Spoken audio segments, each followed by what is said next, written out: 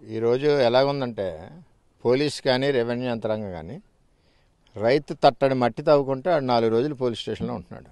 అంత గట్టిగా పోలీసు వ్యవస్థ పనిచేస్తూ ఉంది.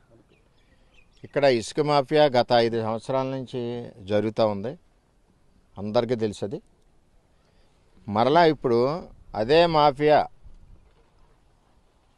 పార్టీల్లో మార్పులు పార్టీల్లోకి వచ్చి కంటిన్యూ అయిపోతున్నారు. దీనివల్ల ఏమవుతుందంటే కూటమి ప్రభుత్వానికి చెడ్డ పేరు వస్తుంది. ముఖ్యంగా పిఠాపురం నియోజకవర్గంలో ఒకే ఒక్క చెరువు తవ్వాలి, అది కూడా బట్టీల కోసం అని చెప్పి పవన్ కళ్యాణ్ గారు పర్మిషన్ ఇచ్చింది ఒకే ఒక చెరువుకి. అంటే అంత నిబద్ధతతో పనిచేస్తుంది కూటమి. ఇక్కడ తెలుగుదేశం అవనండి, జనసేన అవనండి, బీజేపీ అవనండి. ఈవేళ వాళ్ళు మారిన ముసుగులో ఇక్కడ రోజుకి 200-300 లారీ ఇక్కడి నుంచి ట్రాన్స్పోర్ట్ వెళ్ళిపోతూ ఉంది.